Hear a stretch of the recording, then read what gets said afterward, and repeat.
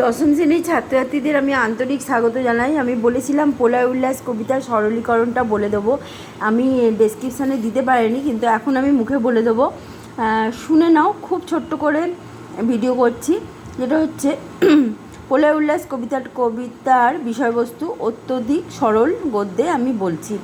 প্রলয় উল্লাস, প্রলয় কথাটির অর্থ হচ্ছে বিপর্যয়। বিপর্যয় আসছে কালবৈশাখী রূপ নিয়ে, তবু কবি জয়ধ্বনি করতে বলেছেন, কারণ কালবৈশাখীর মধ্য দিয়ে নতুনের কেতন বা পতাকা উঠবে, গ্রীষ্মের দহনজ্বালা সমাপ্তি হবে, শীতল সবুজ সতেজ হবে প্রকৃতি, শান্তি পাবে জীবকুল। অনাগত প্রলয়ের নেশায় পাগলের মতো নৃত্য করতে করতে কালবৈশাখী ঝড় আসছে, যে সিন্ধু পাড়ের মূল দ্বারে আঘাত করেছে। ঝড়ের উৎপত্তি সাগরে হয়, তারপর সে উপকূলে আছড়ে পড়ে। মৃত্যুর অহংকার গহ্বরের রূপ নিয়ে, শিবের রুদ্র রূপ নিয়ে, ধোঁয়ার রূপ নিয়ে সে আসছে। ভয়ঙ্কর কালবৈশাখী বাজের মশাল জেলে সে তেড়ে আসছে।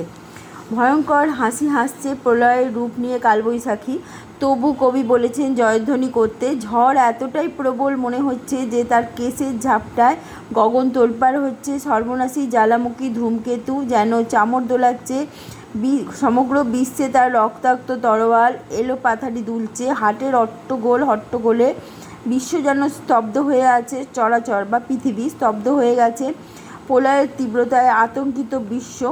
দ্বাদশ রবির কথা বলেছেন কবি, দ্বাদশ রবির দহন জ্বালার তীব্রতা এই কালবৈশাখী নয়নের দৃষ্টিতে প্রকাশিত হচ্ছে। দ্বাদশ রবি হচ্ছে বিবস্বান, অর্যমা, পুষ্যা, ত্রষ্টা, সবৃত্ত, ভগ, দক্ষ, বিষ্ণু, বরুণ, মিত্র, অংশুমান, ইন্দ্র। শিব যেন তার জটা খুলে দিয়েছেন এবং কেঁদে আকুল হয়ে সে লুটিয়ে দিয়েছে নিচে, সেটাকে লুটিয়ে দিয়েছেন নীল ও পীত বর্ণের, পীত মানে এখানে হলুদ, পীত বর্ণের মিশ্রিত রঙকে পিঙ্গল বলে। প্রলয়ের সামান্য নমুনাতেই তার তীব্রতা প্রকাশিত হচ্ছে, যেমন করে সাগরের এক বিন্দুতে সপ্ত মহাসিন্ধুকে অনুমান করা হয়। আচ্ছা, এরপরে দেখো পরের অংশ। বিশ্ব মায়ের আসন এরই বিরাট বাহুর পরে পাতা রয়েছে, যা জীর্ণ, যা মুমূর্ষু, তার ধ্বংস অবশ্যম্ভাবী। প্রলয়ঙ্কর অর্থাৎ শিবের জয় হোক বলেছেন কবি। সবাই হাঁকছে, প্রলয়ঙ্কর হাঁকছে, হুঙ্কার দিচ্ছে, তাই কবি জয়ধ্বনি করতে বলেছেন। কবি বলেছেন ভয় নেই, মা ভই বলেছেন, মানে ভয় নেই। জগৎ জুড়ে প্রলয় আসছে, যারা জড়ায় মরে আছে তাদের প্রাণ লুকিয়ে আছে ওই প্রলয়ের মধ্যে। অর্থাৎ আমাদের যখন প্রতিকূল অবস্থা তৈরি হয়, তখনই কিন্তু আমরা প্রবলভাবে সেই প্রতিকূল অবস্থাকে কাটিয়ে তোলার চেষ্টা করি এবং আমাদের মধ্যে প্রাণ শক্তিকে জাগিয়ে তোলার চেষ্টা করি। তারা নবপ্রাণে জেগে উঠবে যখন বিরুদ্ধ পরিস্থিতি তৈরি হবে। মানুষ এই পরিস্থিতিকে হারিয়ে দিতে লড়াই করতে প্রস্তুত থাকে আন্তরিকভাবে। মহানিশার শেষে ভোর আসবেই, কারণ রাতের অন্ধকার যতই গভীর হোক, ভোর আসা তো নিশ্চিত। এই জন্যই মহাদেবের মাথায় শিশু চাঁদের অবস্থান ইতিবাচক ইঙ্গিত দেয়, তার আলোতেই ঘর ভরে উঠবে। মানুষ আশার আলো দেখবে এবং এগিয়ে যাওয়ার সাহস পাবে। মহাপ্রলয়ের সারথি রক্তচরিত চাবুকের আঘাত হানছে, তার জন্য তার রথের ঘোড়া কেঁদে উঠছে। এই জন্য বর্জ্যের যে আওয়াজ হচ্ছে, সেটা কালবৈশাখী ঝড়ের দাপটের সময় আমরা শুনতে পাই। ঘোড়ার খুরের আঘাতে আকাশের নীল দেয়ালে যেন উল্কা ছুটে চলছে। এটা আমাদের বিদ্যুতের ঝিলিকটাকেই কবি বলেছেন।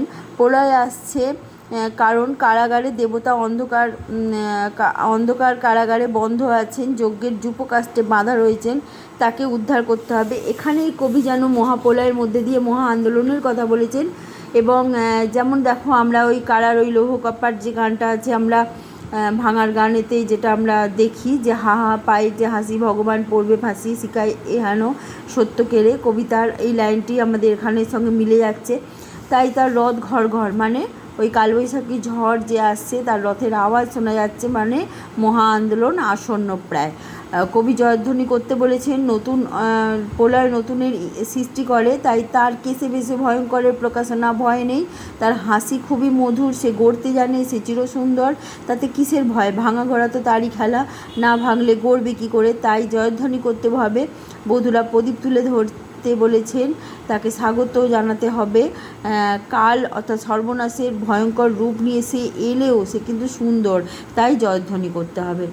আজকে এই পর্যন্ত, বাই।